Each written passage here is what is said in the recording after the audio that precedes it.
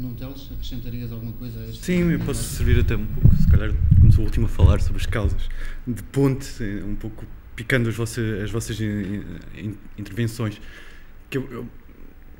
Pegando na intervenção do Zé Maria sobre a necessidade da redistribuição, eu acho que, de facto, a desigualdade é uma das grandes causas da atual crise financeira.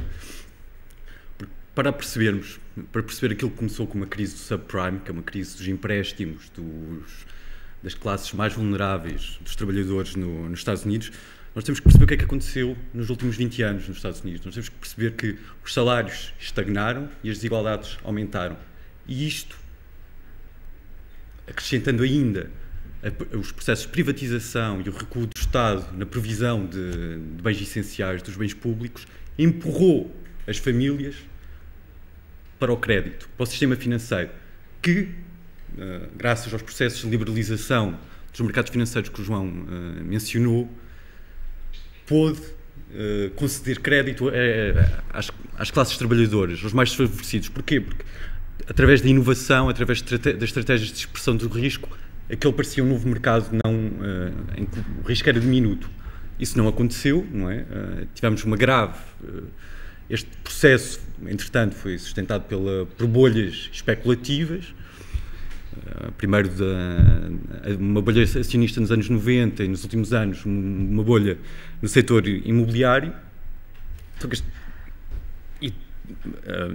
Em 2007 chegámos ao fim. Um fim que começou exatamente pelos não pagamentos neste setor do subprime, mas que rapidamente se alastrou ao resto do sistema de crédito e ao sistema financeiro mundial, que é um sistema altamente integrado. E só queria acrescentar aqui uma nota, que é isto que aconteceu nos Estados Unidos, tem a origem nos Estados Unidos, acontece também aqui em Portugal. Quer dizer, nós vemos as desigualdades aumentar.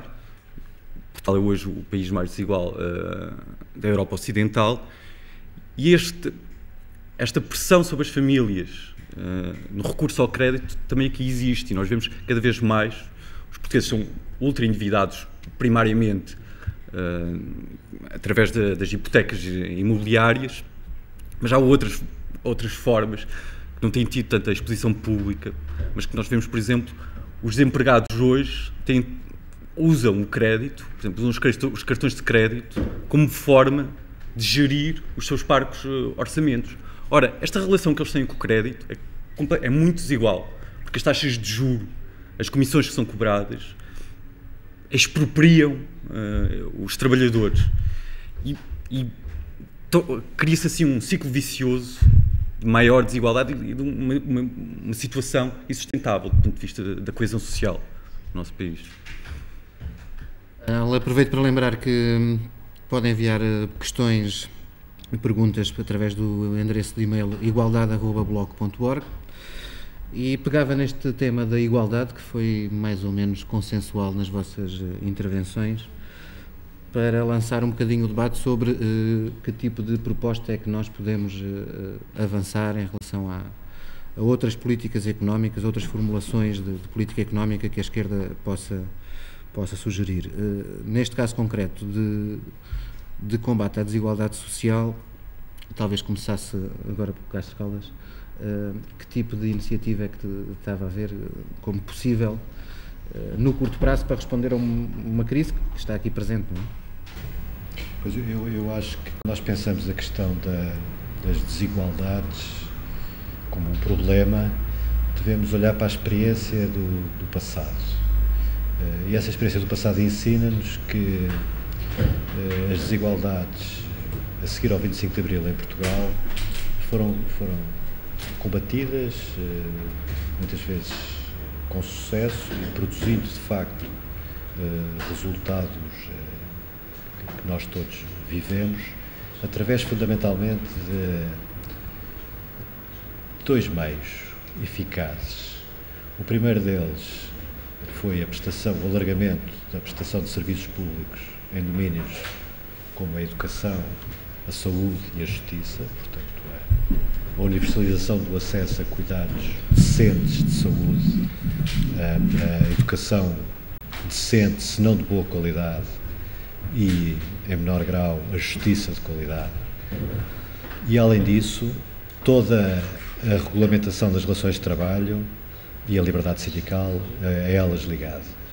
Estes instrumentos provaram ser eficazes, quer dizer, quem compara a sociedade portuguesa de antes e depois de 25 de Abril, quem tem a felicidade ou a infelicidade de ter conhecido essas duas fases históricas, não reconhece na sociedade portuguesa dos anos 70 e dos anos 80 a mesma sociedade que conheceu na infância, quer dizer, dividida entre barreiras claras, entre um eles e um nós que não se reconheciam, nem se tocavam, nem se olhavam, nem se viam. E, portanto, o que há a fazer hoje, na minha perspectiva, não é nada de muito inovador. É pura e simplesmente ativar os instrumentos que produziram resultados no passado. E volto a repetir quais são. Liberdade sindical, regulamentação das relações de trabalho, aumento do poder dos trabalhadores nas empresas, alargamento da prestação de serviços públicos em áreas como a saúde, a educação e a justiça. São os três instrumentos fundamentais. O que não quer dizer que tudo isto não tenha que ser suportado também por uma política fiscal equitativa e por uma fiscalidade tão justa quanto eficiente e que não tenha sido suportada ainda por medidas pontuais de emergência que possam fazer frente a situações que vamos ter. Temos à frente da porta situações de carência absoluta que vão ter que ser enfrentadas e eu, sinceramente, choca-me, não reconhecendo que não é preciso muita imaginação para as antecipar, não ver serem tomadas medidas que são evidentemente necessárias desse ponto de vista da preparação de situações de emergência que vão surgir daqui a meses na sociedade portuguesa e para as quais nós estamos preparados. Eu acho que eu sintetizava um bocado, que eu partilho muito da visão do professor José Maria. Eu sintetizava na ideia de igualdade de relações, igualdade de oportunidades, igualdade em termos de acesso, e eu acho que isso também só se pode dar em termos de serviços públicos. O Estado a prover educação, saúde universal e gratuita e os outros serviços todos. Eu queria voltar um pouco, talvez o professor Zé Reis também mencionou, em termos do que foi o caminho até aqui percorrido e que falha agora. É que, ao contrário do que nós aqui compartilhamos um pouco nessa primeira ronda, o Estado aqui não teve esse papel até agora. A visão que foi propagada até agora era do Estado regulador e, nos últimos anos, o Estado esteve na linha de frente das novas fronteiras que foram abertas. Movimentos tão simples e já conhecidos todos como os das privatizações.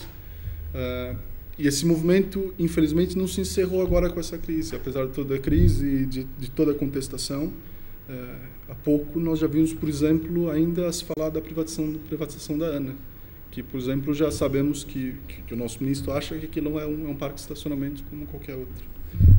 A água é outro setor, por exemplo, só para dar outro exemplo, que também está em iminência de um processo de privatização muito duro, e que na experiência internacional tem as consequências gravíssimas que a gente já conhece.